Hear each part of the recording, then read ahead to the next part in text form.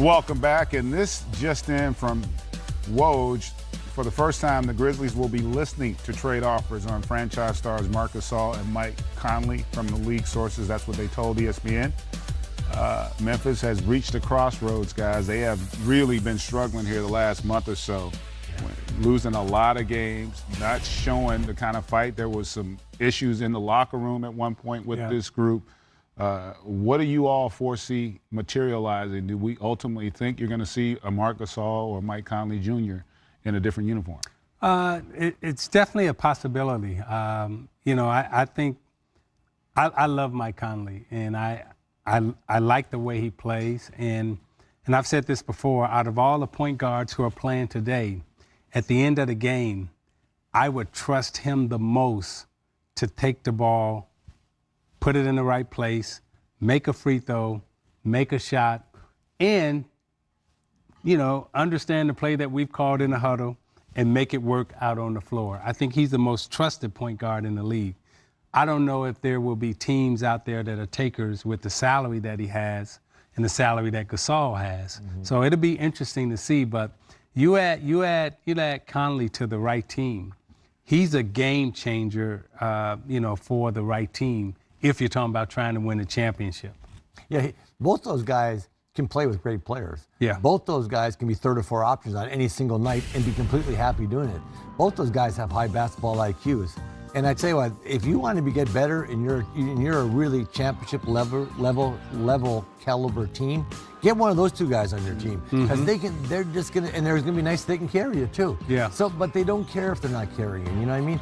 I'm a little higher right now on Conley just because I just think he can do more. I think Gasol's getting a little bit older. I think he's 34 now. I think. Yeah. And so, but I tell you what, either one of those guys, if you're a contending team and you can get those guys, I mean, that's hard, but I just think Memphis is going to be in a tough position. They're going to try to trade those guys for high draft choices and rebuild. And a lot of the lesser teams don't need those 2 guys. Yeah. They're like, they're in different trajectories. So, man, that's tough because those 2 guys need to go to a championship caliber team, and the championship caliber team probably doesn't have the assets that Memphis wants. So they're going to be stuck. Yeah. Yeah, and you talked about Marc Gasol is averaging the fewest points since the 13-14 season, but still a lot left in the tank. Mm-hmm. But there are some teams, though, if you think about it. First team popped in my head was a team like Detroit. Again, not necessarily a championship team, but a guy like one of those 2, and probably more so Conley Jr., maybe gets them in the postseason. And I think that's something also you got to think about, because rebuilding is difficult. Right. Then do you want their draft choice, though? Yeah. If you're Memphis saying, okay, if we give them Conley, they're going to make the playoffs. Well, but what if they don't? Draft 15th. Yeah. I'm saying. That's a good point. When you trade a guy, having had that salary for salary, which is. I was just going to say, Zeke, we were in that position. Man, let me tell you something. You think about that. You think, okay, if they get this guy, that draft choice isn't going to be as good. Yep. And so there's a lot of stuff that comes into this. And that's why I said it's going to be interesting, because Memphis probably wants to start over with some of the young guys, Jackson, some of the guys they have, which means you want really high lottery picks. And the teams that need these guys probably are going to be drafting in the 20s. Yeah. So that's tough. Well, speaking of Memphis, you were just in Memphis with Mike Conley Jr., talking a little bit about the late, great Martin Luther King Jr. Let's get out there and hear a little bit of that convo with our own Isaiah and Mike Conley. Going on in Oklahoma City as we get ready for this battle. DZ?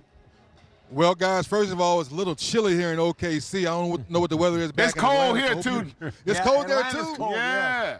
Oh, my goodness. So, that being said, hopefully the cold weather stays outside the arena, because OKC Thunder is playing better defense. That slipped a little bit. Paul George playing at an MVP level. And you talked about Dame Lillard and C.J. McCollum. Now we have to talk about Nurkic. He's playing better basketball. You're just talking to some of the guys as they're warming up. Nurkic is tired of people saying who's the 3rd guy for Portland. So it should be a good ball game tonight. It really should. And you look at this Thunder team, all the talk coming in was how great they'd been defensively, but that's not been the case here of late for this group, DZ. What's the thought process with how they're playing on that side of the ball? Well, they understand that teams have come into their building and shot the ball with confidence. And the first team that comes to mind the other night when the Los Angeles Lakers came in here and played lights-out basketball with Kyle Kuzma shooting the 3 and getting anywhere on the floor like he wanted to. So they realize teams are going to come in and give them their best shot. They need to regroup, Guys off the bench understand when they come in, they got to lock down and play good team defense. But no panic. I say it again, no panic, because a guy named Paul George is playing really, really good. You know, 3D, they going up against a great backcourt tonight when you talk about Lillard and McCollum. What strategy do you think they will implement tonight defensively to try to slow those two guys down? Well, try to keep them off the three-point line. And when they split the double team, Isaiah, you know this, you're one of the best to ever do it. When they split that double team, make sure those big guys step up in the lane like Kevin McHale used to do. And not so much block the shot, but deter the shot and try to get some of those shooting percentages to come down, because we know you're not going to stop them all night long. We want them to work for every shot they get tonight. You know, Dennis, what I want you to do is go tell Adams that Nurkic wants to have a big game tonight, because I want to see what Adams does to him. I look at OKC, and I think Adams just really, when he's playing well, he's defensive rebounding, he's offensive rebounding, but he's really clogging the paint and just helping recover. Talk to me a little bit about Adams and Adams' ability to really help that OKC defense. Well, I think Paul George has done an excellent job, guys, believe it or not, throwing the ball down low to your point, K-Mac, to Steven Adams. Just let him touch it. He doesn't always try to shoot the basketball because he's a great passer out of the mid-post. So sometimes let the big guy eat a little bit. He sets better screens. He defends more for you, and now you can get out and run and get easy baskets. So 3D, is it raining out there? Is it snowing? Because we just saw a shot of Adams walking in. Yeah. He looked like the abominable. Well, yeah, it was raining. Who was that guy? It was raining earlier. It stopped raining, but man, I cannot lie. I didn't bring my big coat. I brought my southern coat. I'm chilly. Hey, you can get up under his coat. Hold on. That's the kind of guy when you're walking down the street, you see him coming, you go to the other side of the street. You're gonna take off running. Who is that guy? All right, DT, we're going to check back in with you a little bit later. Let's talk a little bit more, guys, about this Thunder team, because you know, when the season started, they probably had as many question marks as anybody after how the season ended a season ago. But defensively, they were a juggernaut for quite a while. But then now it seems like they've hit a stretch where defense has not been their calling card. Do you see them returning to that? And also, do you guys see them as a legit contender in that Western Conference? You know, I was one of the guys early in preseason. I wasn't sure if OKC, in thinking that the West would be as tough as it is, with Russell missing games, with Westbrook missing games early in the season, I didn't know if they would fall so far behind that they wouldn't be able to make up the games. However, you know, you got to give Billy Donovan a lot of credit, because he and Paul George and that group, they did a great job of holding down the fort.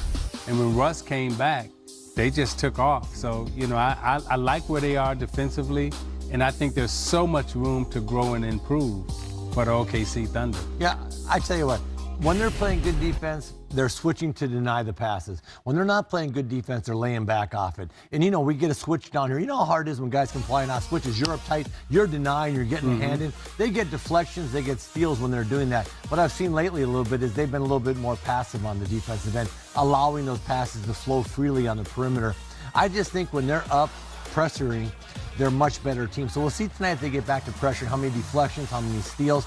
And the reason that I'm believing in this team, you asked, you know, where can they go in the playoffs? When you can score off your defense, that gives you such a big bounce, especially in the playoffs when scoring becomes at a premium. When you can get 4 or 5 of those deflections for runouts and get yourself 12, 14, 15 points off those deflections and steals, that's huge. And so I'm believing in this team. Favorite thing about, you know, the OKC lately is that Russell Westbrook is not pressing his offense. He's not having those 6 for 30 games. He was 6 for 12 last night. Yeah. Damn near had a triple-double, had 10 rebounds, 9 assists. And when you can control the game by taking 12 shots, you are a basketball player. You're not a numbers correct. Yeah. And that used to always be the judge of if your point guard is really controlling the game by, you know, how many shot attempts he has to take or doesn't take. And the average was about, if you took 12 to 15 shots a night and you can control the game that way and you have your imprint on the assist box, you're sharing the basketball, that's when you knew you were doing, you know, a great job. And then guys like Magic would come along and they control the game with 4 shots. Yeah. and you would be like, hey, we're not even talking about you tonight, Magic. You know, you're in a totally different category. But that's what Westbrook is doing. And not only that, he's also accepted the challenge of becoming a better defender. This is the first time I've ever heard him really talk about becoming an elite defender as opposed to being an elite offensive player. And when you have he and Paul George as two elite defenders on your team, you got a chance to beat anybody. And, wrapping up on Westbrook, he's not getting those 3 or 4 extra layups he got a game because, your shooting percentage looks a hell of a lot better when you're beating everybody and you're getting 4, 5, 6 layups at the rim. He's not getting those right now. I don't know if he's just doesn't quite have the explosiveness he had or whatever. He's such a freakish athlete, but he's just not getting those shots. And so those always make your shooting percentage look a hell of a lot better. And do you guys think, though, big picture, this is a team that doesn't shoot the 3 well, although they were terrific in their last game, shot 52% from beyond, made 15. But along with Westbrook and this group, do they shoot it well enough, though, to where they can really put some fear in some of those elite teams in that Western Conference once we get to the postseason? If the right people are shooting it. If Abrinas can come back and get healthy, he's a good shooter for him. Paul George makes his share of threes, shoots a decent percentage from the three-point line. I'd like to see them add another shooter. But again, to me, the 3, it's all relative to who's shooting it. If you have 20% shooters shooting a lot of threes, you're going to be a lousy 3-point shooting team. I mean, it doesn't take a whole lot of math to figure that out. And sometimes they have the wrong people shooting the threes. If they have the right people shooting the threes, put them in the right position, you got some drive, you got some kick going out. Yeah, I'd like to see them add another shooter. I really would. I think it just fills out their roster. But again, we talked about it a couple weeks ago. San Antonio has the right people shooting threes. And they don't shoot a bunch of them, but they make a bunch of them. They make a high percentage of what they shoot. And I think OKC's got to have a little bit of some of that. That being said, I'd like to see them trade for a shooter if they could. I agree with Kevin. I do think that at some point in time during this period, they have to seek out a 3-point shooter to add to the roster. But that shooter's got to be able to defend also. Yes. He just can't be a guy that's a specialist that knocks down shots. He's got to be able to defend on both ends so they can play him and keep him in the game. And I also think that shot selection is extremely important. And what I'm seeing with OKC right now is their shot selection has become much better. And if they continue to have good shot selection, then they'll be okay. Okay, and speaking of selection, I'm going to select this moment to give a shout out to my kids. My daughter Naomi and my son Tyson are watching, the big fans, and also interact with all of us here socially at NBA TV. Not myself, Nick Ray Anthony 50, at Isaiah Thomas, and at Kevin McHale. Just try it. You never know. Somebody probably has that account right now. The problem is it's that actor, and they keep on mistaking me for some 4'11" actor. And I'm like, that is not me. I promise you. I'm 6'11". All right. You get mistaken for the. Welcome back, and let's take a look at this Trailblazer team in the new year. 8-3. Look at that offensive and the opponent points given up. They've been playing spectacular basketball. They're also doing a heck of a job of passing the basketball. They had 30 assists in that win against Utah, and it's the 10th time in the last 12 games that they've had at least 25 assists. So the ball movement has been there. The defense has been consistent. So this is a team that seems to be getting their identity, figuring out who they are as we make a push towards the midway point. Yeah, and when you're talking about making a push towards the midway point, this is a time when you want to be playing your best basketball, offensively and defensively, before you go into the break. Because, so many times we see teams kind of sputtering into the break, and then they always think, okay, well, after the break, we're going to get better. And then after the break, before you know it, they've lost 5, 6 in a row. And their season's down the tube. So this is definitely the best time to be playing some of your best basketball. Yeah, and I like the fact that they're moving the ball a lot. I think sometimes they get so guard heavy with McCollum and Dame shooting so many tough shots. Like, when they're playing poorly, I just think they're taking those tough, taking big hops to your left to get your jump shot off and stuff. When they're moving the ball, they're a much better team. And I think all these teams can move the ball well when you have a guy like a Nurkic, who's a pretty good basketball player in the middle. Who, if you have a big guy that can pass the ball, you normally have it normally just makes the ball flow from side to side. Because Nurkic isn't shooting threes and stuff. So when you get that swing pass to your trailer coming down, things usually just happen smoothly through that. So I like when they're playing like that. I get frustrated with this team sometimes.